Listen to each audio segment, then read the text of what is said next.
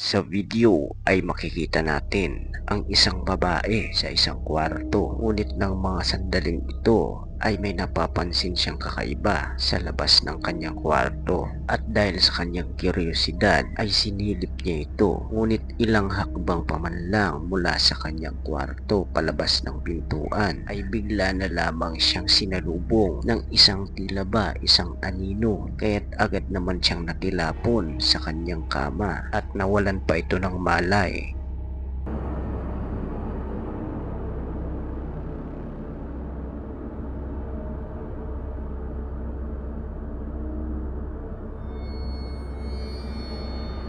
Sa video ay mapapansin natin ang isang nilalang at para bang tinulak siya nito, at bigla na lamang itong naglaho na parang bula. Ikaw kaibigan, ano sa tingin mo ang nilalang na nakunan sa CCTV? Ikaw na ang bahalang humusga.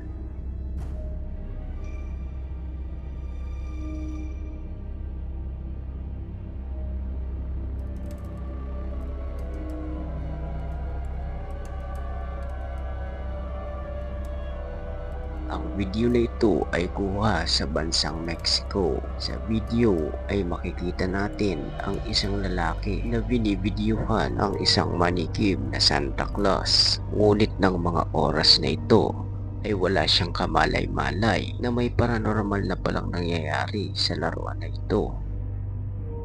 Vamos a ver qué se trata este amigo. Hola, Santa Claus.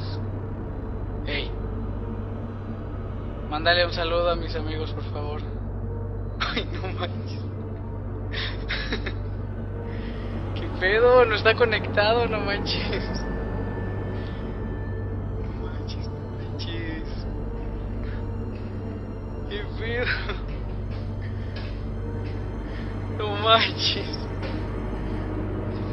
¡Oh! Ay, qué pedo, no manches. ¿Estás bien?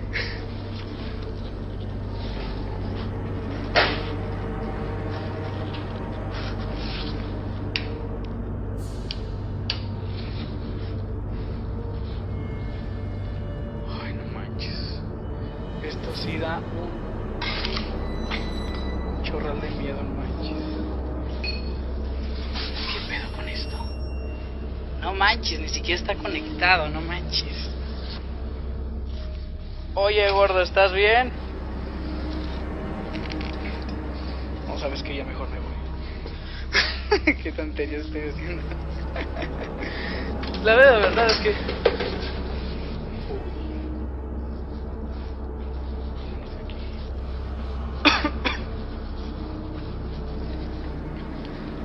Vamos a finalizar este video. Uno de mis compañeros... Ang lalaki sa video ay nag-e-enjoy pa habang binibidyohan niya ang laruan, at mapapansin rin natin na bigla na lamang itong kusang gumalaw, ngunit ng kanyang chinek ang makina nito ay napansin niyang sira na ito at wala na ring baterya. Sa madaling sabi ay hindi na ito gumagana. Ngunit papaanong nakagalaw ito ng mag-isa? Sinapian kaya ng masamang espiritu ang laruan, o nagkataon lamang na gumalaw ito sa hindi malaman na dahilan? Ikaw kaibigan, ano sa tingin mo? Maaari mong i-comment ang iyong sagot.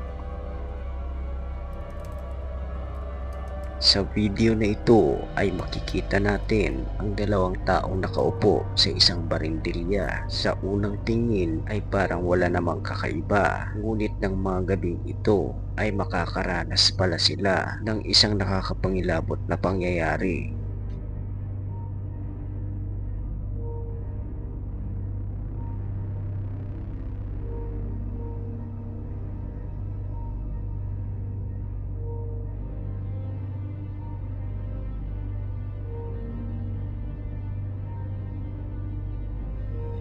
Sa video ay mapapansin natin ang isang nakaputing nilalang sa hindi kalayuan sa kanila, at dahil sa kuryosidad ng lalaki ay napansin niya ito at nilapitan niya pa, ngunit nang kanya itong titigan ay hindi niya kinaya ang kanyang takot, na dahilan naman upang siya ay mahimatay, at ang isa naman na kasama niya ay tumakbo dahil sa takot at kilabot na kanyang naramdaman.